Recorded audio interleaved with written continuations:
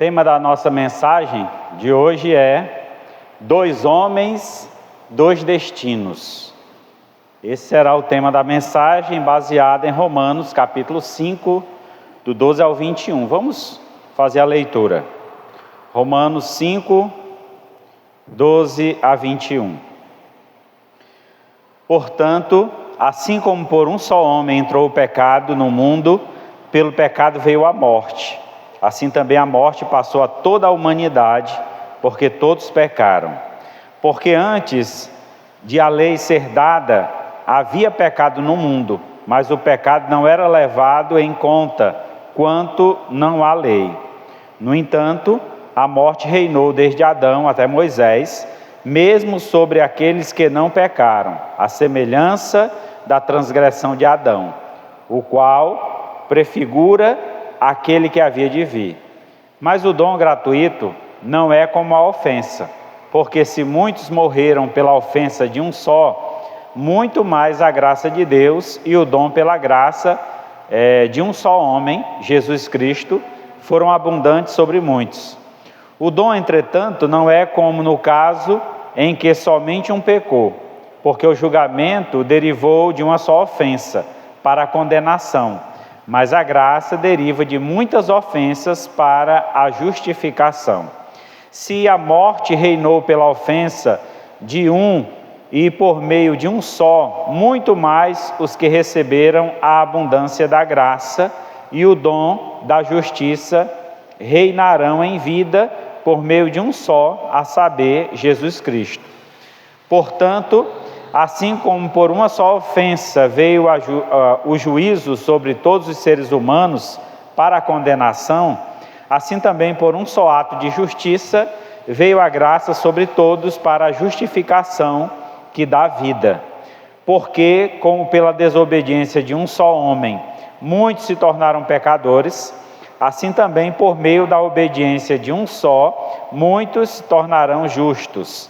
A lei veio para que aumentasse a ofensa, mas onde aumentou o pecado, aumentou muito mais ainda a graça, a fim de que, como o pecado reinou pela morte, assim também a graça reine pela justiça que conduz à vida eterna, por meio de Jesus Cristo, nosso Senhor. Oremos. Maravilhoso Deus, Pai Santo, louvado seja o Teu nome. Mais uma vez, ó Pai, reunido em Tua casa, estamos para Te louvar e engrandecer-Te, ó Pai, como só o Senhor merece, com toda a honra e glória. Pai querido, diante do Teu altar, entregamos nossas vidas, pedimos, ó Pai, que nesta noite o Senhor fale conosco por meio desta palavra, nos dando um despertamento espiritual quanto ao procedimento do nosso andar em Cristo. Venha abençoar, Senhor, a toda a Tua amada igreja aqui reunida. Te peço também, aonde chegar essa mensagem por meio das mídias sociais, o Teu nome seja exaltado e glorificado. Pois em nome de Cristo nós pedimos e agradecemos. Amém. Muito bem, meus amados irmãos, todas as pessoas estão em Adão por nascimento ou em Cristo pelo novo nascimento pela fé. Paulo não pensa na humanidade como uma reunião de indivíduos, indivíduos ao acaso, mas como uma unidade orgânica, um único corpo sob uma única cabeça. Essa cabeça será Cristo ou Adão. Adão é, sobretudo, um antítipo de Cristo. Nele caímos e morremos. Em Cristo nos levantamos e vivemos. Por meio do seu pecado entrou a morte no mundo. Por meio da obediência de Cristo recebemos vida eterna. Adão, então, é o cabeça federal da velha humanidade. Cristo é o representante da nova humanidade. Pelo pecado de Adão, os homens são condenados. Pela justiça de Cristo, os homens são justificados. Estamos em Adão ou em Cristo? Não há ponto neutro. ou estamos em um ou no outro. Só há dois grupos, os que estão perdidos em Adão ou os que estão salvos em Cristo. É importante então observar a repetição do artigo 1, usado 10 vezes em Romanos, do capítulo 5, verso 12 a 21. A ideia central é a nossa identidade com Adão ou com Cristo. Então o texto que nós acabamos de ler em Romanos capítulo 5, do 12 a 21, faz então esse paralelo sobre dois personagens importantes na história da humanidade. O primeiro homem, aquele que veio ao mundo, foi criado por Deus do pó da terra, sobre ele foi soprado o fôlego da vida e ele passou a ser alma vivente. Este homem foi dado a ele o poder de representar Deus na terra. Quando Deus cria o homem, Deus então dá ao homem este poder. O poder seria que ele reinaria sobre todos. Então o homem teria poder sobre os animais, poder sobre a própria terra, em plantar e colher frutos desta terra. Então o homem foi capacitado por Deus com esse poder. E este poder, ele representa o poder que existe em Deus, o poder criativo, o poder cuidador. Então estes poderes vistos em Deus foram também vistos no primeiro homem. Só que a este homem foi dado um limite, como todos nós temos.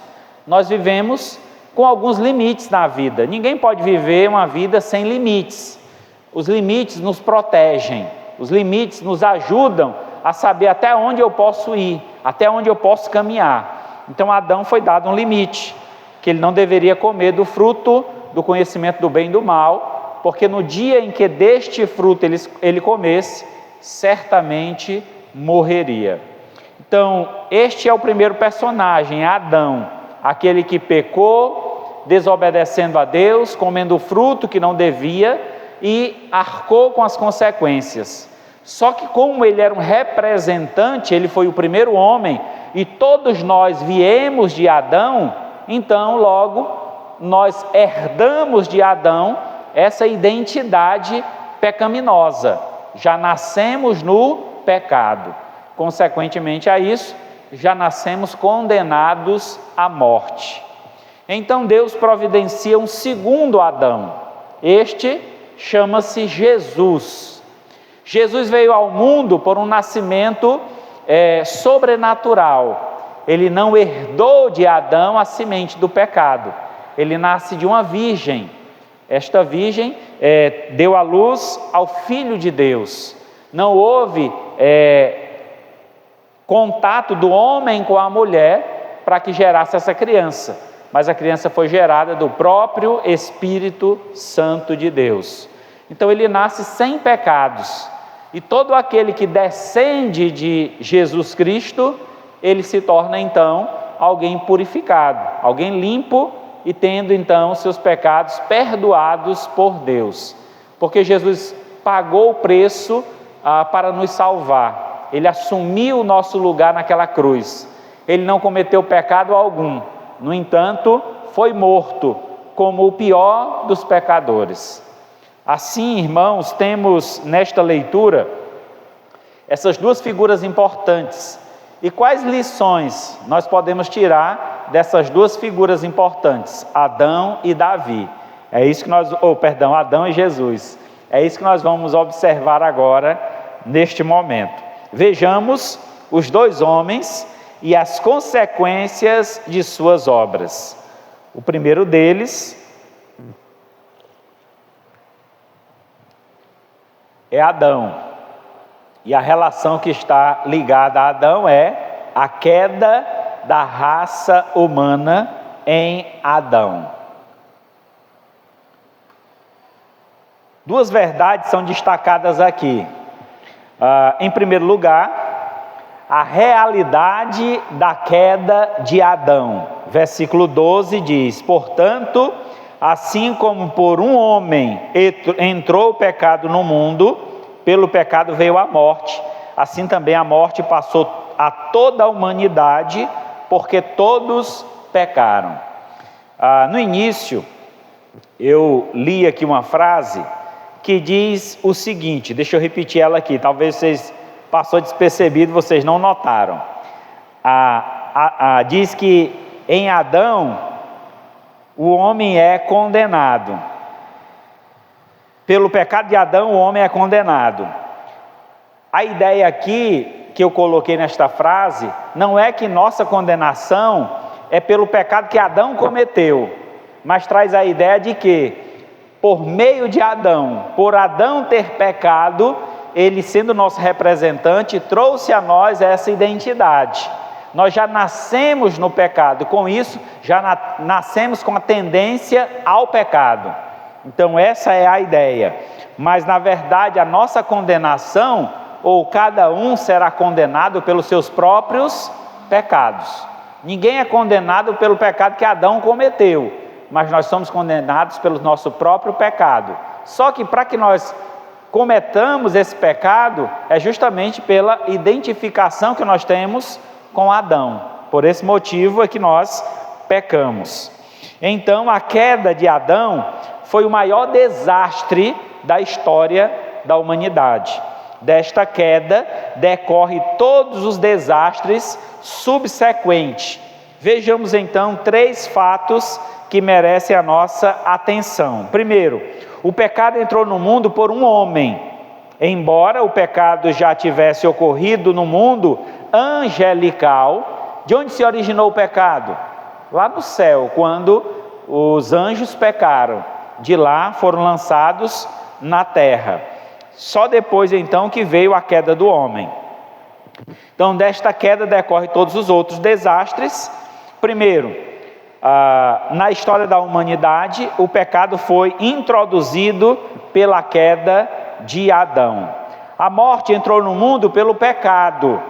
Isso quer dizer que se não houvesse pecado, não haveria morte. Porque a morte é uma consequência do pecado. Sem o pecado, nós viveríamos eternamente. Já imaginou viver nessa terra eternamente sem pecado? Seria maravilhoso. No entanto, o pecado é que atrapalha todo o enredo da história.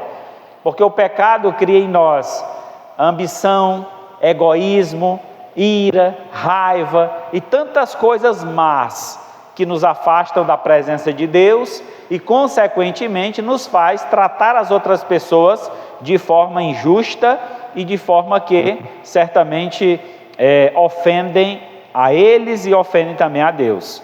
Quando o pecado então ordena, a sua moeda corrente de pagamento é a morte. Então o salário do pecado é a morte. A ordenação do pecado é que cada um, a alma que pecar, essa morrerá. Isso quer dizer que nenhum de nós estamos livres. Quem pode aqui levantar a mão e dizer: eu nunca pequei? Todos somos pecadores. Consequentemente a isso, todos estamos mortos em nossos delitos e pecados. E a palavra morte nada mais significa nada mais, nada menos do que separação. Quando a Bíblia disse que Adão morreria se comesse do fruto, ele estava afirmando que Adão seria separado de Deus. O que antes eles tinham um contato direto, contínuo, todos os dias Deus vinha até o jardim falar com Adão. Depois do pecado ele foi lançado para fora do jardim. Aquele contato já não existia mais. Então essa é uma condição terrível do pecado, que é a nossa separação de Deus. A morte sobreveio a todo homem, porque todos pecaram. Porque todos pecaram em Adão, porque o salário do pecado é a morte então passou a todos os homens. Uma vez que todos pecaram, ele atinge a todos sem distinção e sem exceção. Ninguém escapa da morte, ninguém escapou do pecado. Somente Jesus nasceu sem pecado. Todos os outros seres humanos nasceram no pecado. Diz o profeta Davi, o rei Davi, que ele nasceu em pecado e em pecado lhe concebeu a sua mãe. Então essa ideia mostra quão grave é a condição do homem sem Deus. Ele já nasce numa condição de punição, numa condição de condenação. Então nós precisamos de Cristo, precisamos de um Salvador, precisamos de alguém que possa nos livrar dos males da queda do pecado. Em segundo lugar, as consequências então da queda de Adão sobre nossas vidas. As consequências da queda de Adão. A transgressão de Adão trouxe pecado, morte, condenação à raça humana. Destacamos aqui 4 pontos importantes. Primeiro, o pecado de Adão impôs o reino da morte antes da lei. Antes que existisse lei, já havia a punição do pecado, porque quando Paulo escreve aos Romanos, ele usa aqui uma linguagem judaica. Ele está falando aqui a um público judeu, e ele está apontando aqui para um ponto interessante, porque o judeu, ele acreditava que só era pecador quem transgredisse a lei, só era pecador quem desobedecesse à lei. Só que o ser humano, ele já nasce com uma lei gravada em seu coração. O homem, ele já nasce entendendo e tendo reconhecimento do que é certo e do que é errado. Logo, ele já é punido pelos erros cometidos ou pelas escolhas cometidas. Nós nascemos, irmãos, com um livre arbítrio, o direito de escolha, a livre decisão de escolha. Só que com o pecado, esse livre arbítrio, ele foi contaminado, ele foi manchado, e o homem então passa a ser tendencioso a buscar sempre o mal. Ele é tendencioso a sempre escolher coisas que vão contrária à vontade de Deus. Então seu livre-arbítrio foi contaminado, e ele é tendencioso sempre ao pecado. Sendo assim, ele já nasceu com essa tendência e não precisava de lei para puni-lo, mas a lei veio justamente para mostrar a perfeição de Deus, e que o homem é incapaz de chegar-se a Deus por suas próprias mãos, por sua própria força. É necessário que houvesse um intercessor, alguém que estivesse entre nós e Deus, e este ser que veio para ficar entre nós e Deus e funcionar como uma ponte de ligação é Cristo Jesus. Ele é o Cordeiro de Deus que tira o pecado do mundo. Paulo então já havia feito uma distinção entre o pecado sem lei e o pecado sob a lei. Vamos observar bem rapidinho Romanos 2, 12. Assim, todos os que pecaram sem lei, também sem lei, perecerão. E todos os que pecaram sob a lei serão julgados pela lei. Então, aqueles que pecaram antes que a lei existisse, também perecerão, quer dizer, também morreram no pecado. Mas aqueles que pecaram sob a lei, haverá um julgamento sobre eles. Então Deus, ele cobra por aquilo que ele oferece. Deus, ele é um ser justo, e ele vai cobrar de acordo com aquilo, com o conhecimento recebido, adquirido. Outro ponto importante para nós destacarmos é que aqueles que viveram antes da lei do Sinai, antes da lei ser outorgada, mesmo não pecando contra proibições específicas, pecaram contra a lei da consciência e contra a revelação natural. Então, desde o princípio, Deus se revela ao homem pelos céus, como diz o Salmo 19, os céus proclamam a glória de Deus, e o firmamento anuncia as obras de suas mãos. Um dia discursa a outro dia, uma noite revela conhecimento a outra noite. Não há linguagem nem há palavra, mas, no entanto, por toda a terra se faz ouvir a sua voz. Então Deus está se revelando ao homem. No entanto, essa revelação o homem rejeitou, o homem não reconheceu Deus, o homem não valorizou Deus, o homem não adorou a Deus. e por isso ele é punido, por isso ele é injustificado diante de Deus, e com isso vem a condenação, com isso vem as consequências do pecado. O pecado de Adão também lançou todos os homens no abismo do pecado. Os efeitos da queda são universais, porque estamos todos nós nos lombos de Adão, quando ele pecou, tornando-nos pecadores nele e com ele. A partir da queda, todos os homens nasceram caídos, contaminados, corrompidos pelo pecado. Então não há quem escape desta condenação, porque estamos ligados a Adão. Adão é o nosso representante federal. Em alguns estudos teológicos usa a expressão de que Adão é nosso representante seminal. Quer dizer, todos nós estávamos em Adão.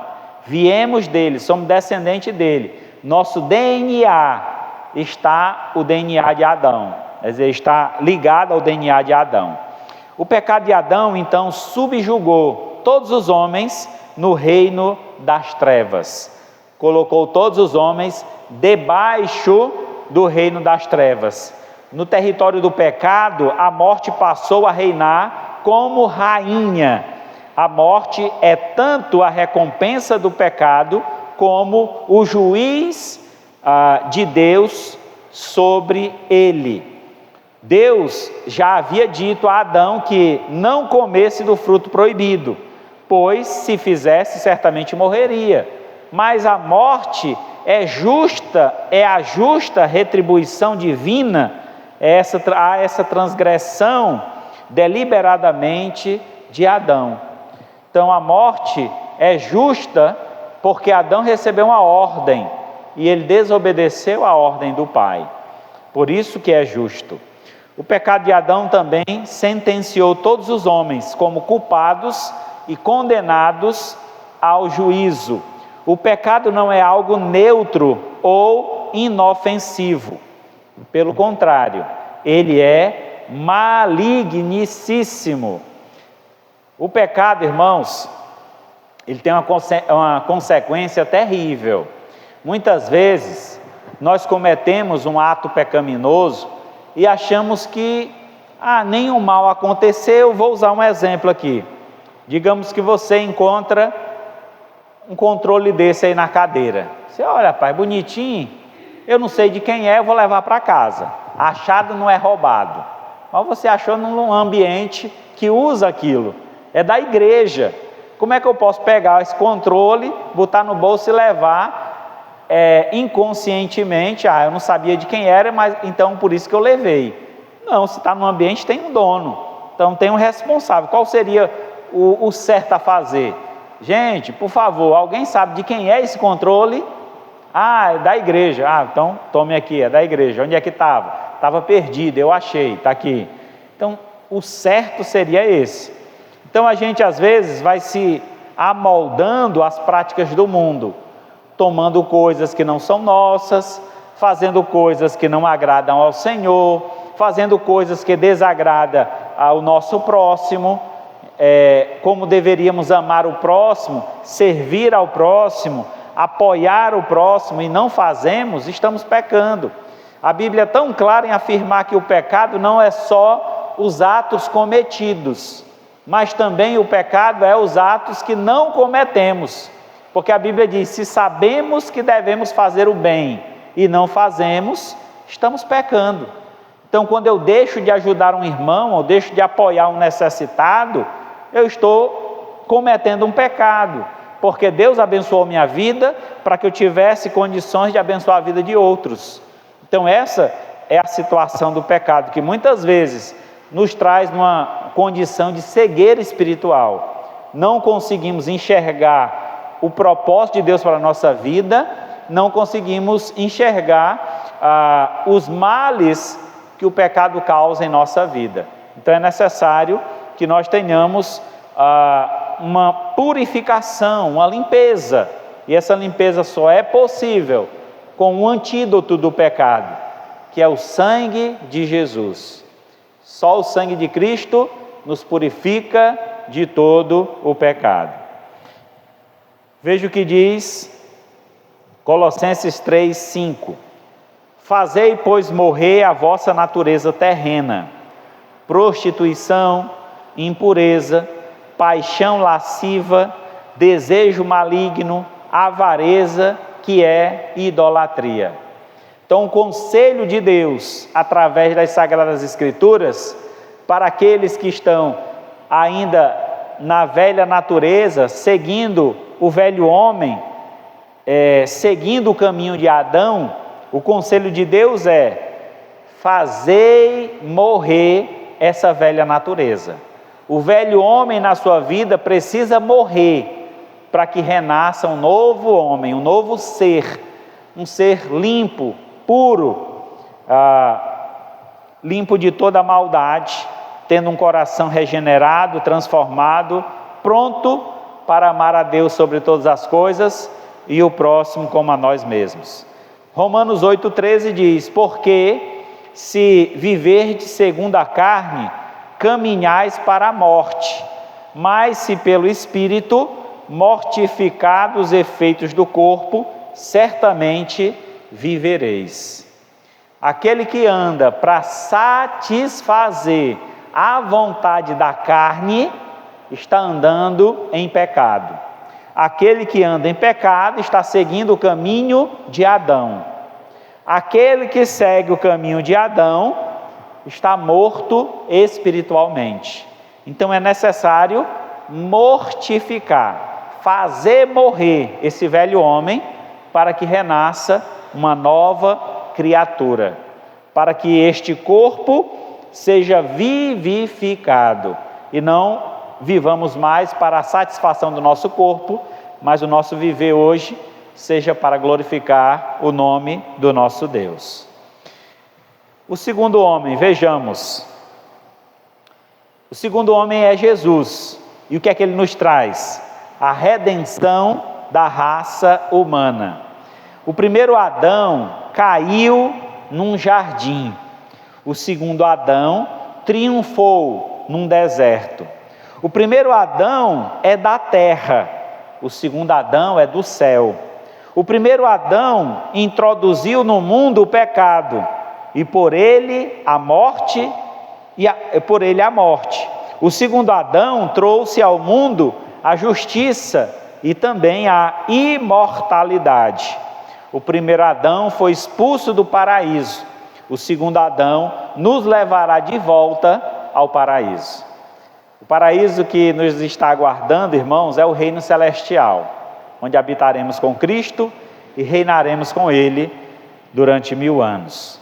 Em relação ao contraste entre o primeiro e o segundo Adão, destacamos aqui 3 aspectos. O primeiro deles: Cristo foi diferente de Adão quanto à motivação de sua obra. Cristo foi diferente de Adão quanto à motivação de sua obra. Adão, ele pecou e levou a raça humana a pecar por causa do seu egoísmo. Ele queria fazer a sua vontade em detrimento da vontade de Deus. Então, Adão priorizou a satisfação da sua alma, ou a satisfação do seu corpo. Ele desejou. Diz o texto bíblico que Adão ou Eva, quando viu o fruto, ela admirou aquele fruto e percebeu que o fruto era tanto prazeroso de ver, como ela sentiu o desejo de prová-lo. E ao provar, sentiu também prazer nisso. E ao sentir esta sensação e este prazer, levou também o homem a tomar a mesma atitude, ambos pecando e desobedecendo a Deus. Já o segundo homem, ou segundo Adão,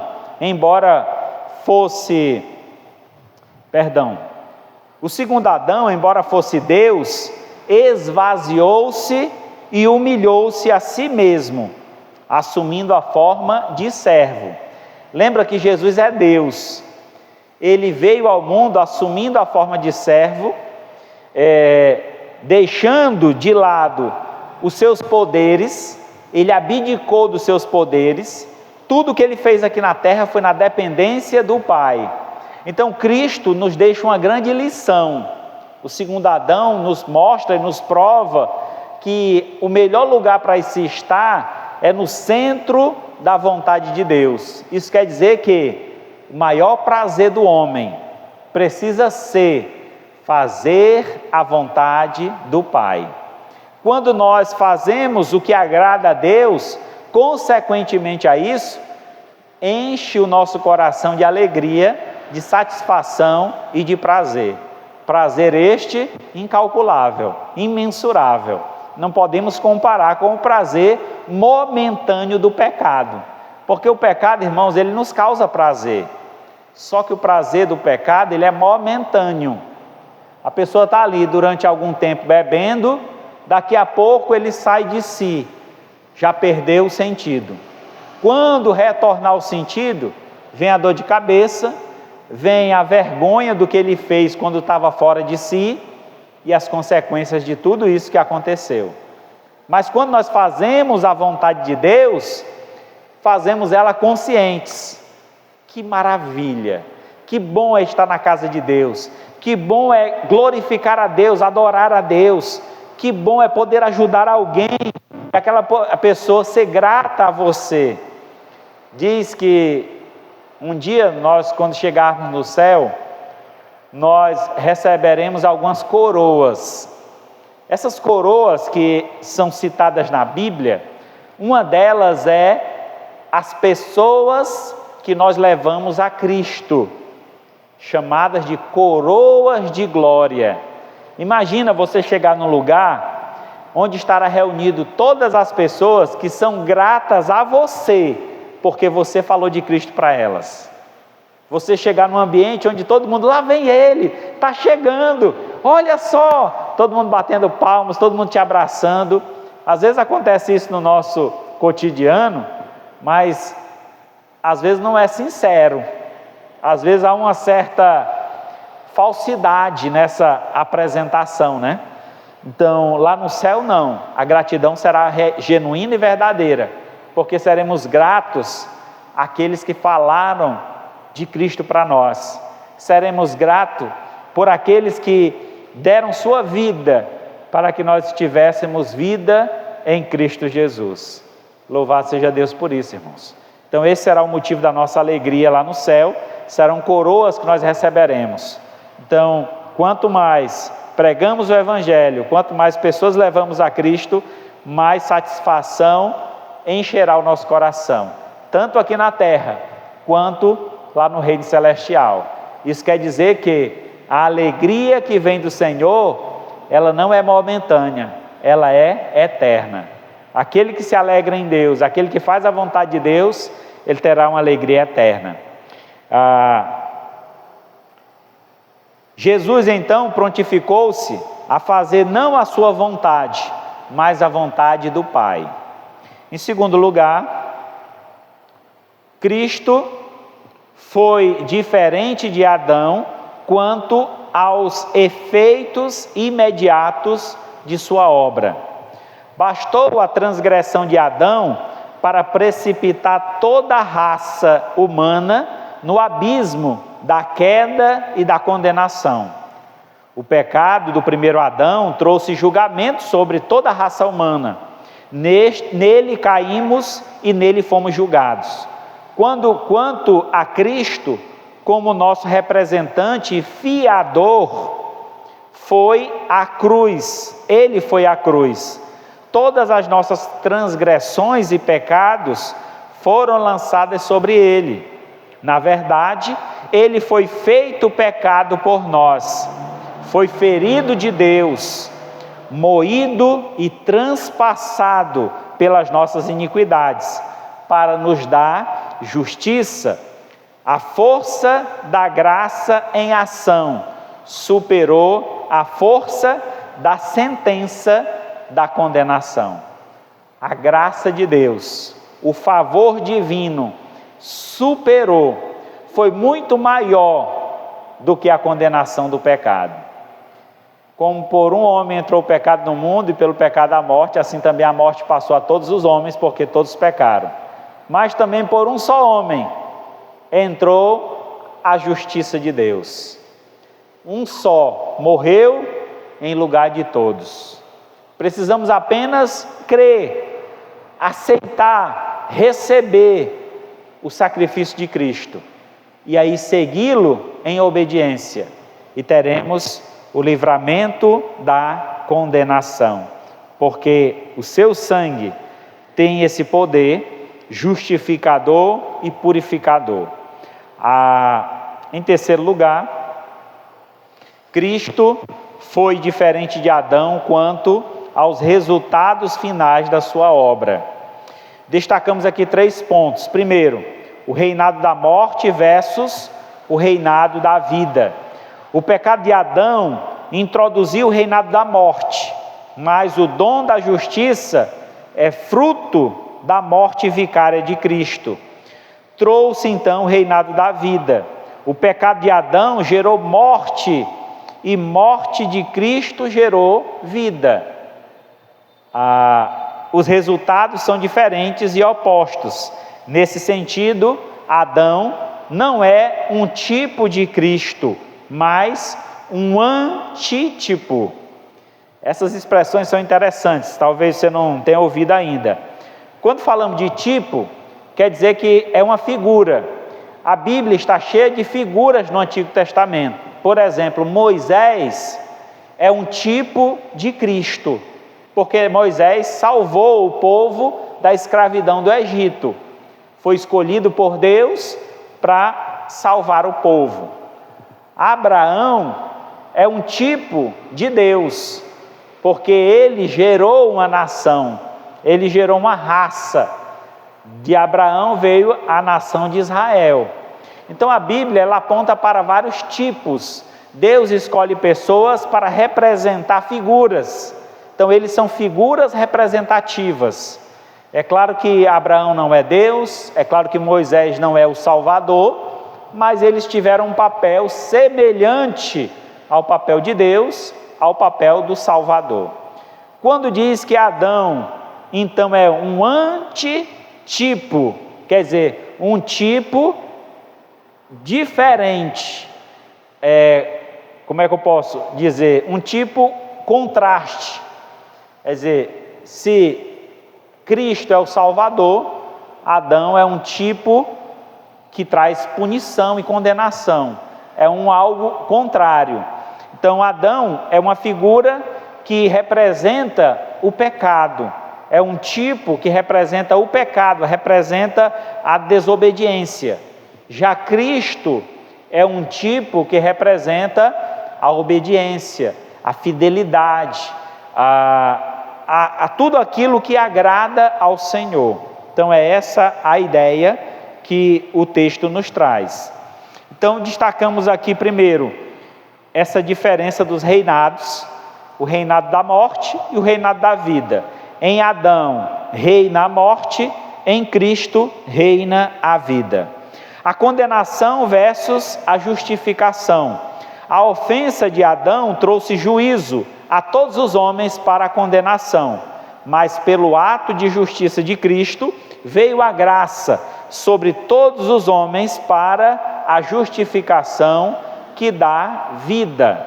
A ofensa de Adão produziu juízo, mas o ato de justiça de Cristo, ou seja, a morte vicária, quer dizer, em lugar de, a morte vicária de Cristo produz justificação.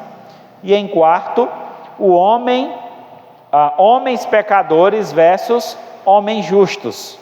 A desobediência de Adão tornou pecadores todos os homens, mas a obediência de Cristo tornou justo todos os crentes.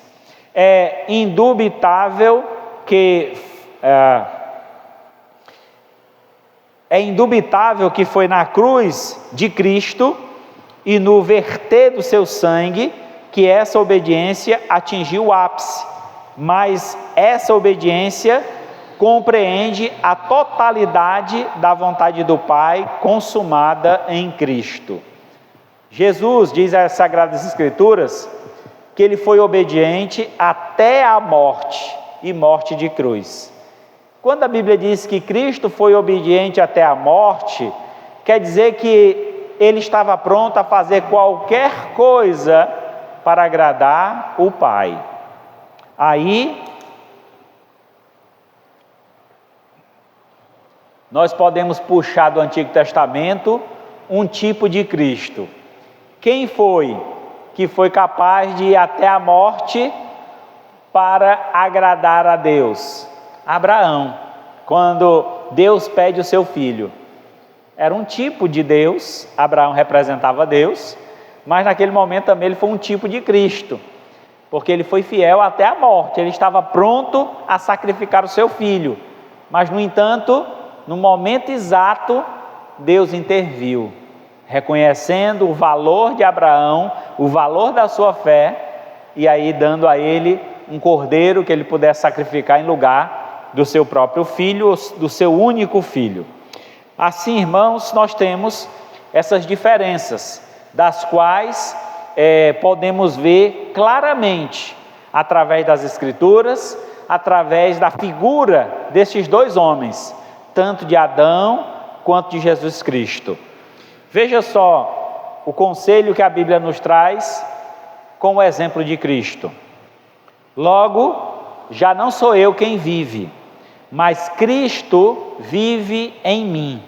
E esse viver que agora eu tenho na carne, vivo pela fé no Filho de Deus, que me amou e a si mesmo se entregou por mim. A pessoa que reconhece Jesus como Senhor e Salvador da sua vida, ele agora vive a vida de Deus, vive a vida de Cristo, ele vive em obediência à palavra de Cristo. Aqui a palavra proferida, são palavras de Paulo, certamente guiadas por Deus, dirigido por Deus, iluminado por Deus, mas ele traz uma característica da qual ele estava assumindo. Ele assumia agora uma postura de viver uma vida de acordo com Jesus Cristo. E ele diz: já não sou eu mais quem vive agora em mim é Cristo. E o que ele quer dizer com isso? Ele está possuído por Jesus? Não, a ideia aqui é que ele tomou uma decisão. Qual foi a decisão que Paulo tomou? De viver a semelhança de Cristo, viver em obediência à palavra de Cristo, viver em igualdade com Cristo. Essa ideia é interessante, irmãos, porque muitas vezes passa despercebido de nós, como as pessoas estão a nos observar. E às vezes um gesto, uma atitude, uma palavra que você profere, ela vai te identificar. E ao proferir palavras ou realizar algum ato de justiça, as pessoas vão olhar para você e vão dizer: esse aí parece com Cristo, é um verdadeiro cristão. Mas quando você age em pecado, ou em desobediência, ou fazendo algo que desagrada ao Senhor, certamente isso não vai te caracterizar com Deus, porque Deus é caracterizado por coisas boas, coisas louváveis, coisas que engrandecem a vida do homem. Então nós precisamos nos identificar com Deus para sermos engrandecidos. Tenhamos esta convicção. Tem uma historinha que retrata muito bem isso. Diz que um certo homem estava para entrar, para me fugir nas palavras aqui, o lugar onde ficam os trens, na estação, prestes a entrar na estação do trem, e aí então ele viu uma senhora vendendo maçãs numa banquinha. Só que entrando e saindo daquela estação de trem havia uma multidão, e a multidão então apressadamente saindo, bateu alguém na banquinha da mulher e as maçãs caíram pelo chão. O cidadão estava passando na hora, viu, e ele se abaixou e começou a juntar as maçãs e colocar de volta na mesa. Quando ele estava fazendo isso, ele percebeu que a senhora que estava vendendo as maçãs era cega, não enxergava. Ele então disse: olha, senhora, algumas dessas maçãs se machucaram com a queda. E aí, para a senhora não ficar no prejuízo, eu vou comprar. Quanto essas maçãs? Ela disse o preço e ele pagou por todas as maçãs machucadas. A mulher então, quando ele terminou de pagar, disse: moço, eu posso fazer uma pergunta para o senhor? Ele disse: pode. Me diga uma coisa, é o senhor que é Jesus Cristo? Ele disse: não, eu não sou Jesus, mas eu sou amigo dele. Aí ela teve naquela hora, mesmo sem enxergar, ela conseguiu perceber a atitude daquele homem era genuína, de alguém que vinha da parte de Deus. Então essas são as atitudes de alguém que segue a Cristo. Essa é a atitude de alguém que vive em Cristo. E esse deve ser o nosso viver. Como cristãos, devemos viver como Cristo. Pedro 4, verso 1 e 2 diz: ora, tendo Cristo sofrido na carne, armai-vos também vós do mesmo pensamento, pois aquele que sofreu na carne deixou o pecado, para que no tempo que vos resta na carne, já não viva mais de acordo com as paixões dos homens, mas segundo a vontade de Deus. O texto é interessante, né? Falar que Jesus sofreu na carne. Que sofrimento é esse que o texto se refere? Jesus foi tentado. Vocês lembram no deserto, quando por 3 vezes o diabo tentou a Jesus Cristo? Ele sofreu ali naquele momento. Ele sofreu na carne. No entanto, ele resistiu. Ele deixou o pecado. Quer dizer, ele não escolheu andar no pecado ou viver no pecado. Pelo contrário, ele deixou. Eu não quero isso, eu prefiro fazer a vontade do Pai. Quando o diabo oferece que ele transforme pedras em pães, ele diz: nem só de pão viverá o homem, mas de toda palavra que vem da parte de Deus, ou que saia da boca de Deus. Então ali ele estava reconhecendo a importância que é fazer a vontade de Deus. Então a escolha dele foi genuína e verdadeira. Eu escolho fazer a vontade de Deus, e para escolher fazer a vontade de Deus, você precisa também tomar outra escolha, que é não fazer a sua própria vontade, não cumprir com a vontade do pecado. Então a minha vontade tem que se voltar à vontade de Deus, estar submissa à vontade de Deus, e assim Deus será exaltado, e você certamente receberá honras e glória da parte de Deus. Em terceiro e último lugar,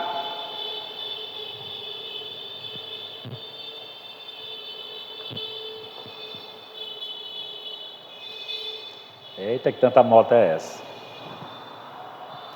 Em terceiro e último lugar, triunfo da graça sobre o pecado. Diz assim então, o apóstolo Paulo destaca 3 verdades preciosas sobre o triunfo da graça sobre o pecado. O primeiro deles: a graça é maior do que o pecado.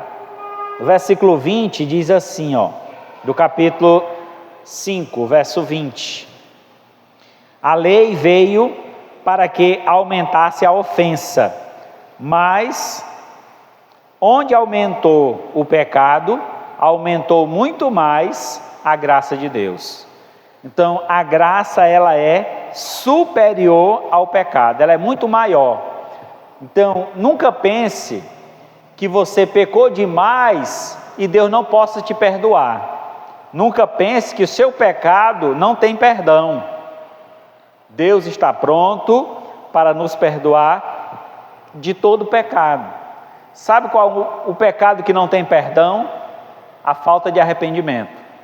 Se você comete um pecado e não se arrepende dele, não tem como Deus te perdoar. é necessário arrependimento.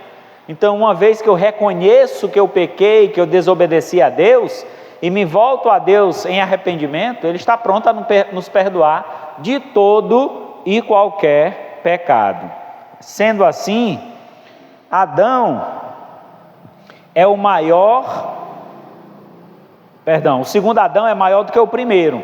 Assim como a obra de Cristo é maior do que o pecado de Adão, também a graça é maior do que o pecado. Em segundo lugar, a graça desbarata o reinado do pecado. Diz aqui no verso 21, a parte A do versículo: a fim de que, como o pecado reinou pela morte. O pecado reinou pela morte. O reinado da graça pela justiça destrona o reinado do pecado pela morte.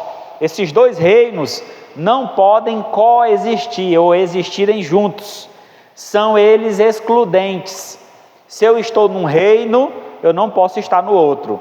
Se eu estou no reino do pecado, eu não posso estar no reino da graça. Se eu estou na graça, eu não posso estar no pecado. Irmãos, preste muito bem atenção nisso, porque hoje em dia está virando moda entre os cristãos, de que eu posso ser crente e fazer qualquer coisa da minha vida, porque Deus só se importa com o meu espírito, o que eu faço com a carne não importa. E aí temos pessoas dentro das igrejas que se dizem crentes, mas vivendo a prostituição, vivendo no mundo das drogas, vivendo em adultério, praticando coisas corruptas e achando que é normal, que Deus vai te salvar. Não é assim que funciona. Eu preciso entender que um reino não existe no outro. Então, um é inimigo do outro, um é contrário ao outro. Então, eu preciso estar na graça de Deus, e estar na graça, estar longe do pecado, estar em obediência ao Senhor. Então, assim, só assim, satisfaremos a Deus. Então, reinado na graça, nós somos salvos da culpa do pecado na justificação, do poder do pecado na santificação e da presença do pecado na glorificação. Então, o reino da graça, ele nos concede vitórias sobre a culpa do pecado, sobre o poder do pecado e sobre a presença do pecado. Então, este é o poder da graça, que nos limpa, nos purifica e nos leva ao reino da luz. E finalizando, a graça não apenas anula a sentença de morte, mas dá ao homem vida eterna. O reinado do pecado produz morte, mas o reinado da graça oferece vida eterna mediante a Jesus Cristo, nosso Senhor. A graça abre os portais da vida eterna para os pecadores. O Senhor Jesus recebe os que estavam condenados e mortos no palácio da graça e concede a eles o dom da vida eterna. Então é maravilhoso, irmãos, reconhecermos que o poder, a consequência então da escolha que nós tomamos, se escolhemos seguir a Cristo, consequentemente virá sobre nós a liberação de um reino, o reino dos céus. Nós passaremos a fazer parte do reino de Deus. Mas se decidirmos e escolhermos viver em desobediência e viver ainda na vida de pecados, estamos condenados. Este reino nós não teremos acesso. O reino dos céus não há lugar para pecadores, porque é um reino de pessoas que estão sendo e serão completamente limpas, santificadas, purificadas. Veja o que diz 1 Coríntios 15, 10. Mas pela graça de Deus, eu sou o que sou, e a sua graça que me foi concedida não se tornou vã, antes trabalhei muito mais do que todos eles. Todavia, não eu, mas a graça de Deus comigo. É a graça de Deus, irmãos, que nos faz nova criatura. Não é nosso trabalho, não é nosso esforço, não é qualquer tipo de empenho humano. É um poder concedido. Deus nos derrama a sua graça e essa graça nos favorece. Paulo, ele era perseguidor da igreja. Quando a graça de Deus o alcançou, lhe tornou o maior pregador do reino de Deus. Então veja só o poder da graça, o poder transformador. Então é por isso que ele diz que ele vive na graça. Ele é o que é por conta da graça de Deus. Ele não tem que se vangloriar disso. Eu sou o que sou, porque Deus me escolheu, porque Deus me separou para este fim. Então dê graças a Deus, seja grato ao Senhor por quem você é, pela pessoa que você se tornou, pela escolha que Deus fez na sua vida, te dando o melhor para que você viva para a glória do Senhor.